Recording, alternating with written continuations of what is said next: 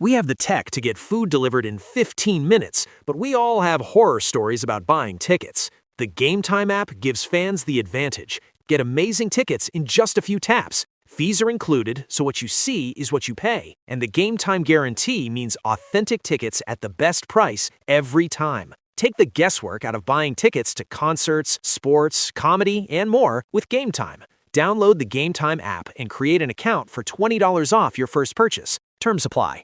This is Peter. And this is Tom. And you're listening to History Teachers Talking Podcast. Now part of the Evergreen Podcast Network.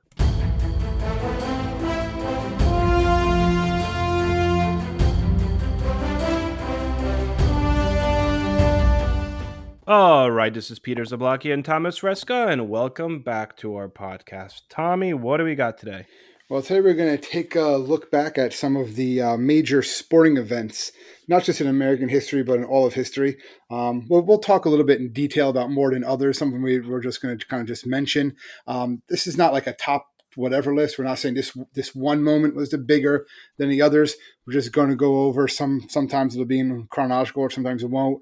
We're going to skip over different sports, just ones that kind of had a lasting impact, whether in the sports world, but also those that kind of crossed over into the mainstream also and changed, let's say, culture or changed the country or the world in some way. So just kind of these big moments in sports, given the fact that, the summer's coming up now and everyone's outside playing sports. So let's look at some major moments in the world of sports. Yeah, I don't know about playing sports. I'm cool watching a baseball game, eating a hot dog, but I don't know about playing right now. That's not really your thing anymore. No, dude, walking hurts me. What are you talking about? I'm getting old.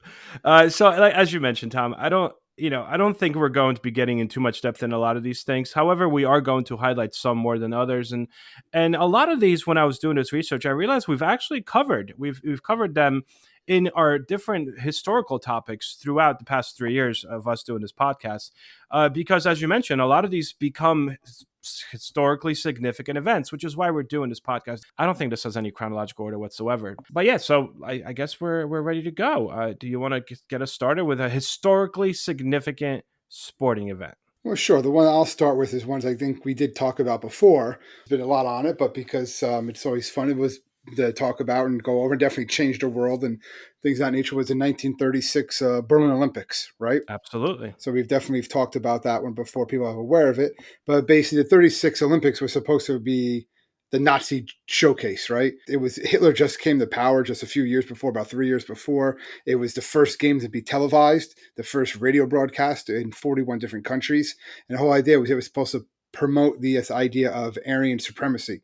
Right, Hitler orders the construction of a massive stadium. He has that 1935 propaganda film, The Triumph of Wills, to document the games. Jewish athletes were banned from competing in the German team, and the German team overall did perform very well. But the big breakout, or the person who became most famous from this, was obviously the American track and field athlete Jesse Owens. Right, he wins 4 gold medals and was the most successful at the games. So I think he breaks records. Yeah. At the time, it breaks them all. Yep. And it was supposed to show white supremacy, Aryan supremacy, and really it was an African-American athlete that stole the show. And this is before America was really a big power. Forget about world power, but also athletic power too. Winning gold medals in the Olympics was a big deal, but it wasn't something that America always wanted to be the one that win all the gold medals. That wasn't what it was in the 1930s. Since we're kind of staying with the race aspect of it, Jackie Robinson's breaking the color barrier in 1947. Huge, yeah. He was basically the first African-American to play the Major League Baseball game, an accomplishment that was not really achieved prior to this. And we discussed this a lot further when we did our baseball podcast. You guys want to go back and listen to it. On April 15th, 1947, he became the first African-American player in Major League Baseball. He was starting at first base for the Brooklyn Dodgers. He comes out for the Dodgers, right? He winds up playing in 6 World Series, wins one of them in 1955, and basically breaks that color barrier, like we said before. And it ushers, you can imagine what baseball would be today if it didn't have African-American players in it. If you ever seen the movie, read a documentary, didn't mean at all that it was easy for him. I know we kind of talked about it too, but he was playing in the South. So you had the Jim Crow laws still, had massive segregation and stuff. That just his bravery and perseverance for all the years of racial abuse he had, he becomes more than just a baseball player. He becomes a civil rights icon and really one of the most influential baseball players of all time. So much for that his number is actually retired in all of baseball from number 42.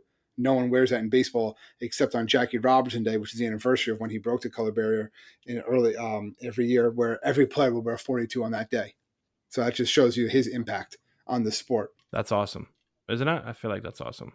Yeah, well, it's a Um, rightful tribute, without a doubt. And kind of going back also a little bit, the one that kind of pops up as well oftentimes is the World War One Christmas ceasefire soccer game, which we also covered actually as a podcast. Yeah, but it was not itself, really. but I mean, it was a sporting event. This was like an unsanctioned sporting event, but it showed how I guess yeah, sports can transcend even whatever's going on during the world at war. the time. Yeah, Yeah, war. Yeah, and no, World War. yeah, in December 1914, just before Christmas on Christmas Eve, you had this unofficial ceasefire. But it kind of shows, as you mentioned, it showed how sports can bring nations together, even in times of war. And this pops up a lot actually during my search for sporting events and how often sports brings people together. In this case, what you had is you had the British, French, and the German soldiers that they were standing in opposite trenches. On Christmas Eve, they wind up leaving the trenches, collecting their wounded and dead from no man's land, but they also start exchanging different gifts and greetings, and they play unsanctioned football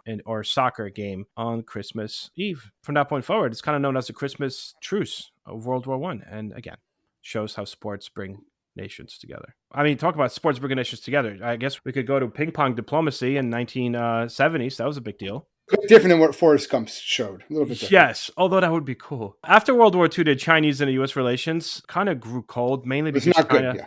Yeah, mainly because China's economy was turning towards Soviet Union, and sure enough, by 1950, China falls, or rather becomes communism. It doesn't fall; it becomes communist, and the relations got even worse. Specifically after the Korean War started, because we more or less fought China once they entered the Korean War. So China and Soviet Union, eventually what starts to happen in like the 60s and the early 70s, they kind of stop clicking well together. And it's almost like they start competing against themselves to see which one is the more significant, more important, you might say, communist power. And we use that, or specifically our president Nixon uses that to kind of create some kind of a spark between US and China. Like, let's reignite that spark. Let's get us together. There's a really well publicized ping pong match between the two countries, and it's held at the World Table Tennis Championship in 1971. And that's kind of what starts this, like, all right, well, why don't we get together? Why doesn't the president visit? Why don't we have some relations? Which leads to ultimately trade deals are Yeah, it opens up struck in the trade. 70s. Yeah. After this, Nixon will visit China, the first sitting U.S. president to visit China just 10 months after this. And it all Yeah. starts because of Glenn Cowan. He was a American ping pong player. They're already playing the World Tennis Championships in Japan. And what happened was he was missed his bus. So he had to get on a bus with a Chinese player. And then he became friends with some of the Chinese players there. And then there were pictures taken. And then what happened was the Chinese government invited the U.S. team to travel to China for an exhibition match. And they played all over, but they actually played on the Great Wall of China and in the Forbidden City. They were playing like ping pong matches all throughout China. And people would come and watch it, like you said. Yeah, and that's what it was. And it's diplomacy on the door. So it's kind of like open up the door through sports because it's like a universal language, more or less. I guess you could argue. Again, that's something you can just do a podcast just on that. Let's go one that's like pure Americana. Go for it. Hold on, let me see if I guess this right, because there's a few. I assume you're going to go with the Miracle on Ice. Not yet. We'll get to that one. We'll get to that one. Wrong. All right. This one becomes like a de facto holiday based in the United States, and that's the Super Bowl. Okay. So you have to have the first Super Bowl. This is American football, Peter, not the one that you like when they kick a ball around. All right. Talking about the American football, like the pigskin and stuff like that.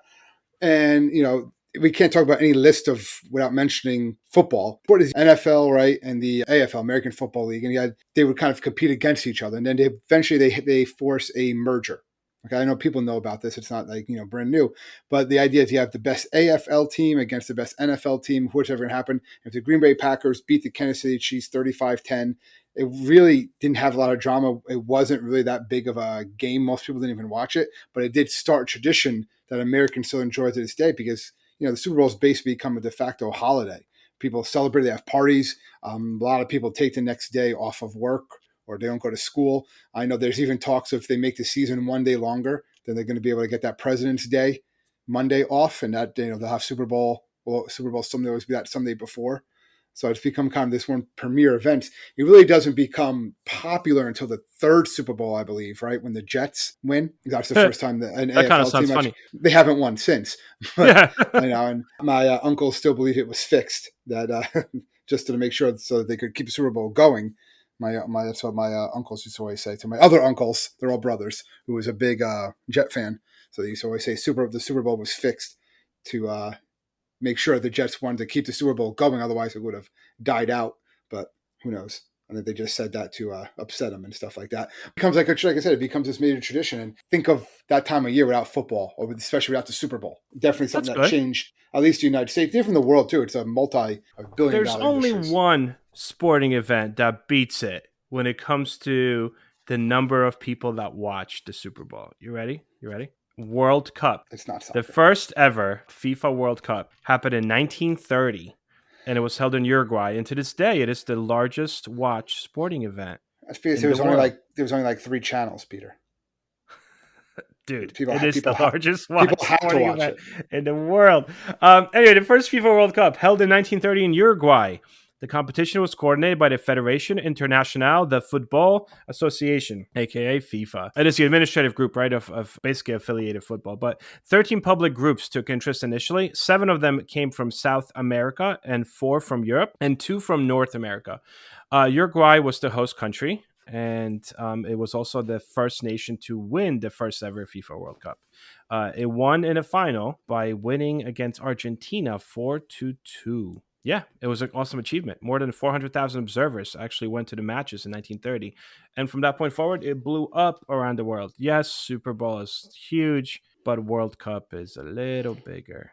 Sure. Let's go to the place. Let's go to the one you just were mentioning, right? We can't have this list. Might as well get to it now without talking about the Miracle on Ice.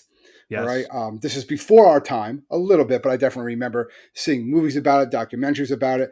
My uncle still tells stories about when it happened.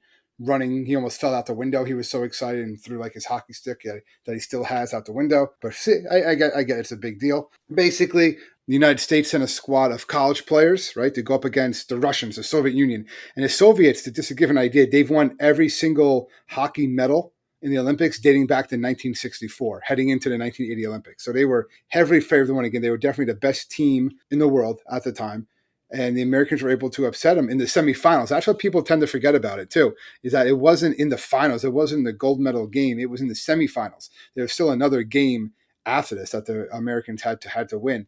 They were trailing 3-2 in the final period. They scored 2 unanswered goals. They wind up winning 4-3. And you have that famous towards the end when there was like, I guess, 4 or 5 seconds left when the commentator, which was in Lake Placid, New York, basically said, do you believe in miracles? And it became known as the Miracle of Ice from there. And in the context, too, of what was going on in the world, particularly in the United States at this time, with we had the Iran hostage crisis going on. The Cold War was raging on, and this was really one of these big like feel good moments, beating the Soviets on the ice in their own game. Every Olympics they talk about the Miracle on Ice. I mean, there's no way not to know about it. There was that movie that came out a couple years ago, and most of the players, only a couple of them actually ever went to an NHL. Like they were still like just college players, but it's a huge event. Huge event. Whenever you watch it, famous clip. Do you believe in miracles? It was definitely one of those a feel good moment that really made the American people feel good at a time when there wasn't much to feel good about in the U.S. Yeah. Even when I read about later on when the hostages in Iran got out, they showed like a video of like things that they missed, and that was like the last thing they saw in the video. The highlight was the Miracle on Ice, and they're like, "Wow, that's awesome!" So go into the Rumble in the Jungle. We're getting a little smaller with our events, but we'll jump around. 1967, Muhammad Ali refused the Vietnam War draft. Again, we did a podcast on this. As a result, he is suspended from boxing, right? He's sentenced to prison and then is stripped of all his boxing titles. The conviction is overruled in 1971 if you go back and listen to the podcast. However, it kind of robbed Ali of his prime, you might say. 3 years later, he goes up against George Foreman, who is an undefeated world heavyweight champion. The boxing event becomes known as Rumble in the Jungle. Muhammad Ali goes against George Foreman. The bout itself is also sometimes known as Thunder in the Wilderness. It takes place in Zaire. So the idea was that can Ali, who's maybe past his prime because he was robbed of this time as a boxer, can he defeat this undefeated challenger? Obviously, he does. it just shows too. George Foreman was, like you said, undefeated, but he was big. He was strong. Like he was known for just like pounding people. Like nowadays, people think of George Foreman, they think of his grill, like that. The George Foreman lean, mean cooking machine. But back then, he was a lean, mean, like knockout machine. Then Ali was you had to use his speed to wear him out, which was what eventually happened. And him winning the championship, Ali winning the title, big deal. It shows his greatness. That's really when he started calling himself the greatest of all time, because he's coming back after this lengthy retirement. He had a couple matches before this, but like to win the world championship again, this is when the boxing title, if you were the boxing champion of the world, that was a big deal. Everyone Yep. knew who it was. It kind of lost some of its luster nowadays, I guess. But It's still cool. oh, it's still a big honor. But like, can you name the boxing champion right now? Like No. everyone knew who it was then. That is true. There's a lot that deal with basketball. And I think when we started talking about doing this podcast, we initially started with the Dream Team because there's quite a few Yes. big events when it comes to basketball. A couple of them, most of them actually deal with Michael Jordan. You have the There you go. 1989 iconic shot for the Bulls. So that secures the playoffs, which I think we'll talk about in a second, which kind of really falls into this idea of his shoes, the Air Jordans. So if you see the movie, it kind of plays a role in that. Then you have the Dream Team. And then you also have Jordan's last shot, right? Last shot with the Bulls, yeah. Yeah, So so I let's guess talk about these separately because these are all big sporting events as far as America is concerned. chronological order. So I guess you can go to 89. the shot, right, by Michael Jordan. And obviously he's probably the greatest and most well-known basketball player. You want to make other analysis, go for it, but you're not going to win. But basically what this was it was a shot that he takes against the Cleveland Cavaliers, and it's a shot to win Game 5 of the Eastern Conference. I think it was like the Eastern Conference semifinals, but it was the first time the Bulls were winning. Before this, and they don't win a championship this year and like that, but before they were always getting knocked out, they were getting swept. They were just showed his greatness and his poise. It was the first like time on like a big stage, but it's also he's wearing his Air Jordans. He's this is after he's won the Rookie of the Year a couple years before that. So he's becoming this like icon, and now he's just kind of cementing it in this playoff run and beating the Cavaliers was like this first big thing because they were like one of the bigger teams at the time. And you fast forward just a couple years later, that was 89. You fast forward to 92, right? By this point, he's already won an NBA title, and then he becomes like the player where they decide if they're going to do this Dream Team, as it becomes known as, basically allowed NBA players to play in the Olympics. Before this, you had to be college players, non-pros.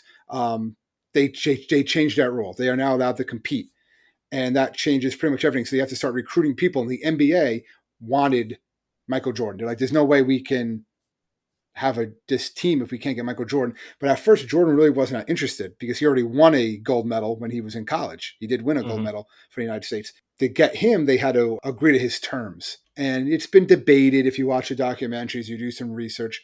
And one of the players that he just said this, and him and his Bull teammate Scottie Pippen, some of the other players who joined the team, they didn't really like another basketball player by the name of Isaiah Thomas. That's one of these who was a great ball player, Hall of Famer, but just didn't like him. And kind of just said, if we'll be on the Dream Team, I'll be there, but I'm not playing with Isaiah. I'll play with anybody else. And if you look at this final roster, it is, I remember being a kid and like looking at this, and I was like, I knew a little bit about basketball.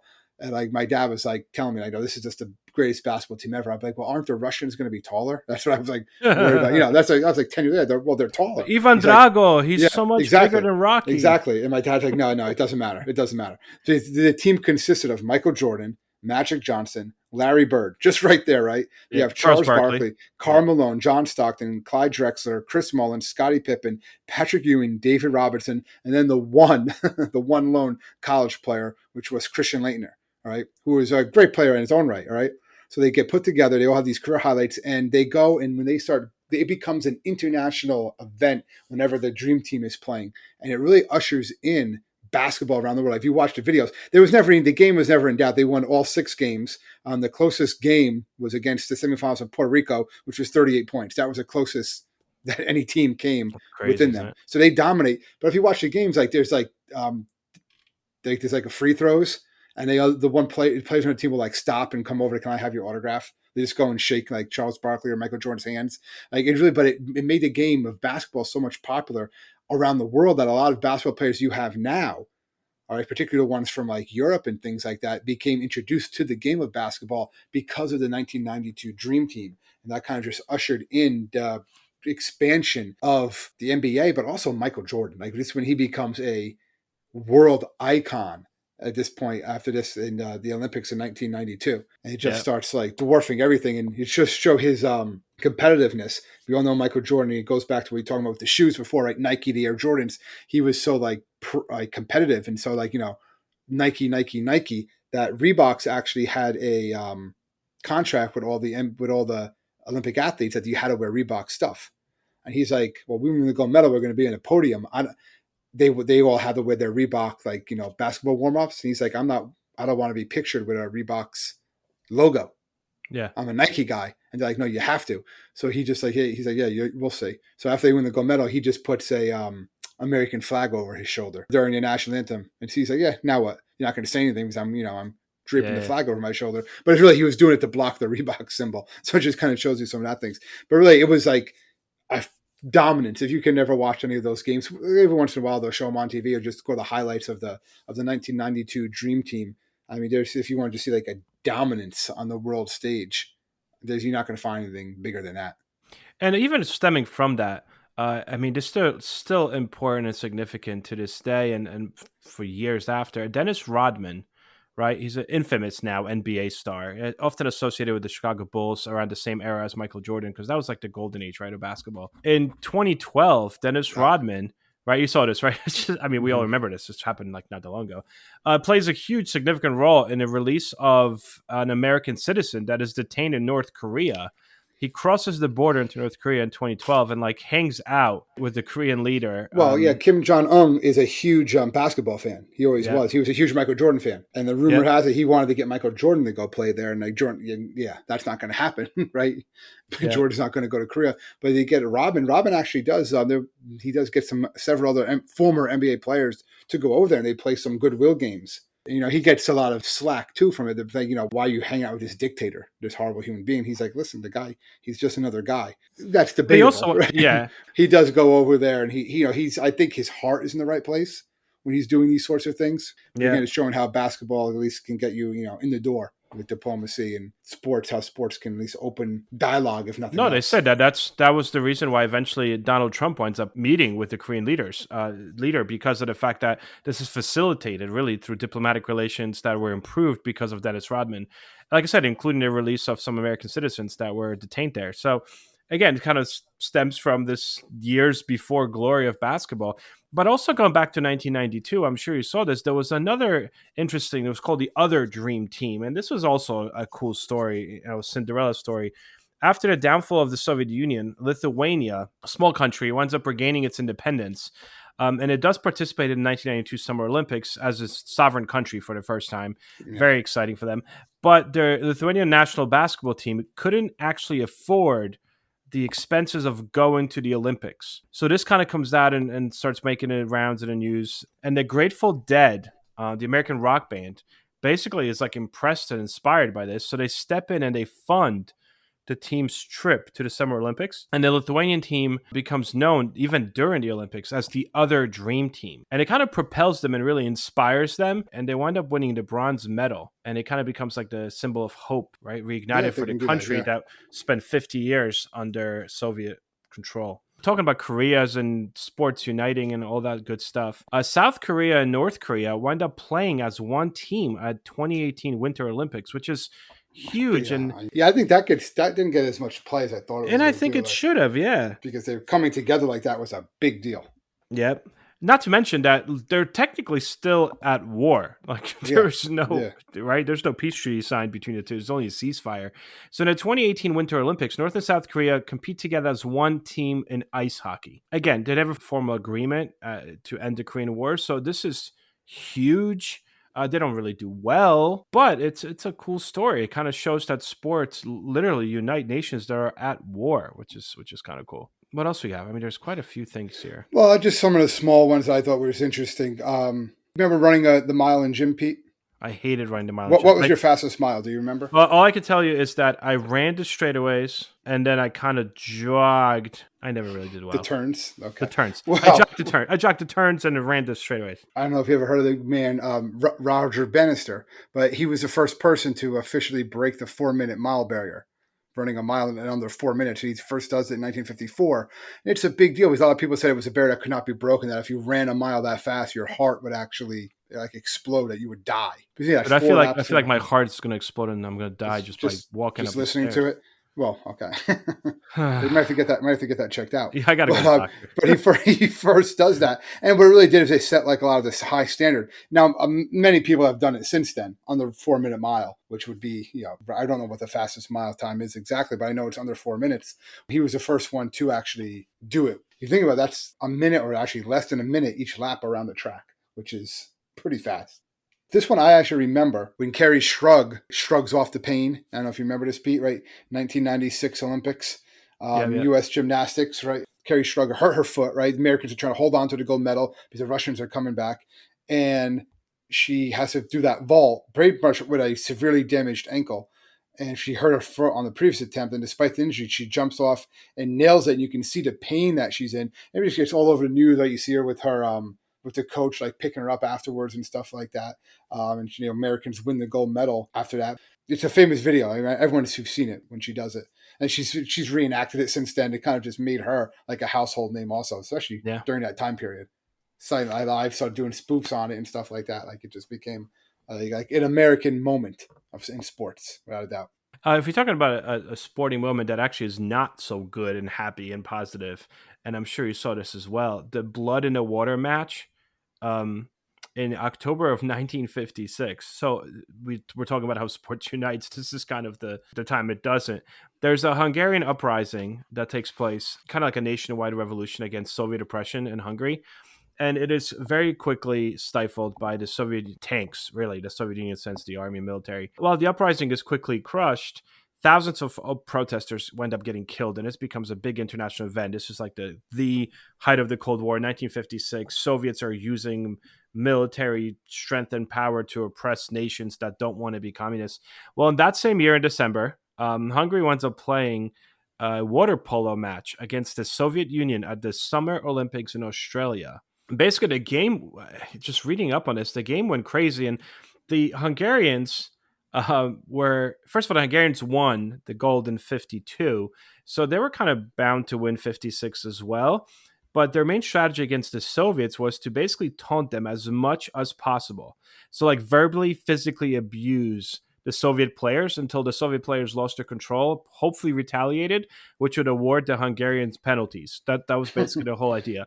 And they Strategy. did. Yeah, they did though. They basically like just PO'd them the whole time in the water, and it finally got physically abusive. I mean, when you look at pictures of this, these players are like bloody on their faces. The Russians start hitting the Hungarians. It turned terrible, and the Hungarians do end up winning. They win 4-0 the match, and they do go on to win the match against Yugoslavia and still win another gold. But the referees, after they called the game, Australian police officers actually have to escort the players back to their locker rooms to avoid like an all-out brawl, because they were like, okay, this is insane. They were playing a game, but they were physically punching each other at the Summer Olympics. So it becomes like an infamous moment between Soviet Union and Hungary. Underdog story too, right? So Yeah, in a very, sense, very absolutely. interesting. Yeah, and speaking of underdogs, yeah, a little segue there. Okay, probably one of the Ta-da. biggest underdog stories takes place on February 3rd, 1990, when Buster Douglas knocks out Mike Tyson. Before Yes. this, Mike Tyson was just like this unstoppable machine. Think like Mike Tyson's Punch Out and everything else with that. It was just scary. Like people were like, literally, would you go and fight Mike Tyson? Because you're gonna get hurt. Like he was Yeah, dude, he looks scary. intimidating, Like if you watch his videos when he scary. was All younger. those fights, he would just come out. He said he was angry, like he was mean. He was also extremely talented. There's videos now that they put out on like Twitter of Mike Tyson training now, and it's like, holy, he's in his 50s and how fast and powerful he is. Imagine when he was like 23, 24, but he was the youngest world champion ever at that point, just dominating the boxing world. Crossing over to pop culture, right? And then this Buster Douglas fight was supposed to be like a nothing fight for the most part, this warm up fight, but then he actually Buster Douglas wins. And then they asked about it. Buster Douglas says, "My mom was telling everyone I was going to beat Mike Tyson, and she actually died of cancer a few days before the fight. He didn't want to make his mom a lie. He didn't want her to die a liar, so that's why he knew he had to beat Tyson." So he That's quite a knocks story. Tyson out, and he doesn't win another fight after that. He loses his first title fight after that, but he does go down with being 10th round KO in Mike Tyson, and then things kind of spiral for Tyson a little bit. Well, not a little bit, but quite for some time. Quite for some time after that.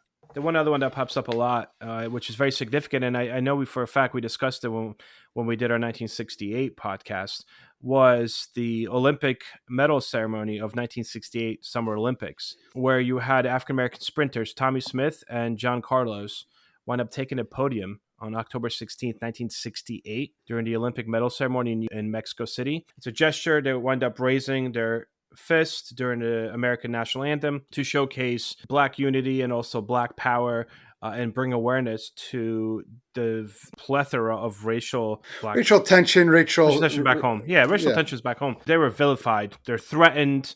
Some people celebrate them. Other people, sparks an uproar. Definitely a historical event because it brings awareness to the struggle, the African American struggle in 1960s, but it brings this awareness to the biggest televised stage in the world. There's almost no denying the fact that America in 1960s has a problem, and racism is rampant, and there is a lot that needs to be done. And I think this event therefore transcends sports as the one time where the world started talking about an American civil rights movement. And I kind of want to finish with this one because I remember this one and how emotional this was. And I'm sure you remember it as well. 2001 World Series, President George W. Bush throwing the first pitch of Game 3. It was the first of the series to be played at Yankee Stadium just weeks after 9/11. 9/11, yeah. I mean, I remember this like it was yesterday. Very difficult month, obviously, for New York City and the United States, but Major League Baseball initially canceled all of its games immediately following the attacks of 9/11. But then as the country kind of was grappling with the next steps and like what to do, Major League Baseball leadership actually met and they decided to resume play the following Saturday because they said that the game has certain unifying power for Americans. So they were like, well, like, should we restart? Should we not restart? And they were like, let's do this. Let's restart it. They actually thought like it would be a best medicine for the nation in pain would be to let's watch a baseball game. And then weeks that followed leading up to this pitch. I mean, baseball so a lot of its iconic moments, really. At Shea Stadium, you had Mike Piazza, right? Hit the walk-off home run. Home run. In the Mets' first home game.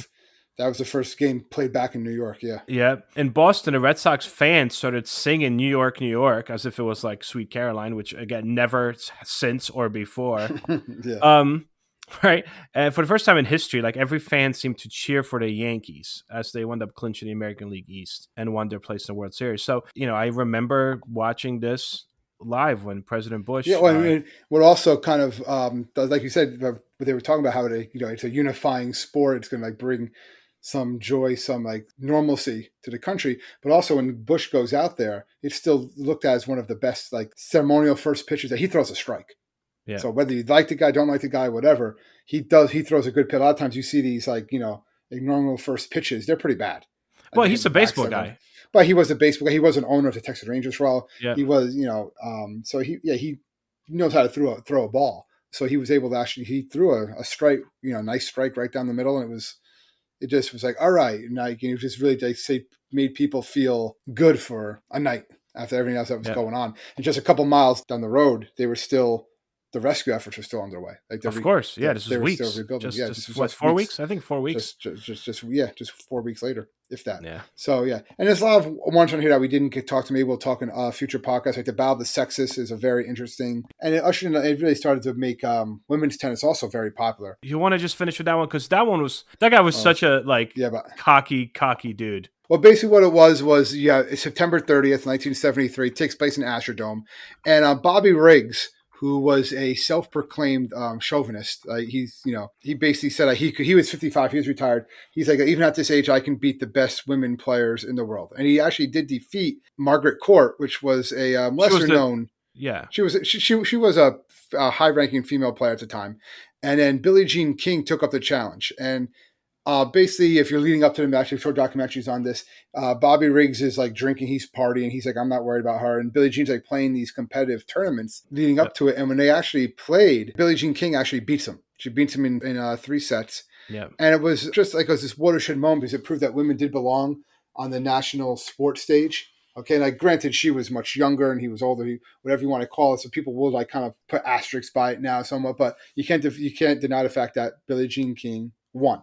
Okay, she beat him. And even he admitted afterwards, yeah, she beat me. All right, that's fine. It happens. So, but it just showed that, women can compete at high levels.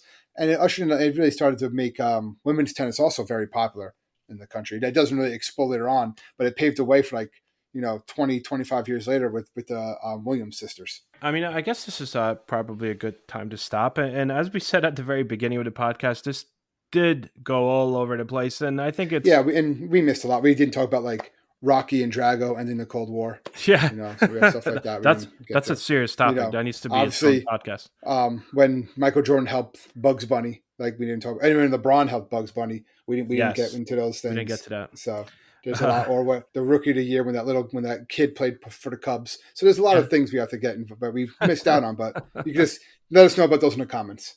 Yes, please, indeed. Nonetheless, it's definitely a good introduction to show you guys that sports do play a pivotal role in world history and somehow kind of find their way into huge, historical moments, or even cause huge historical moments, or sometimes are the pivotal historical moment of a specific era. As always, thank you so much, guys, for listening and tuning into our podcast. We do appreciate it. If you guys need to find us, you can find us at www.historyteacherstalkingpodcast.com. We are there if you ever need us. Please feel free to follow us, guys, on any social media. We're out there. And don't be afraid to email us with any comments. We do like those and appreciate them. Thank you so much, guys, and we'll see you guys next week. Stay safe, everybody.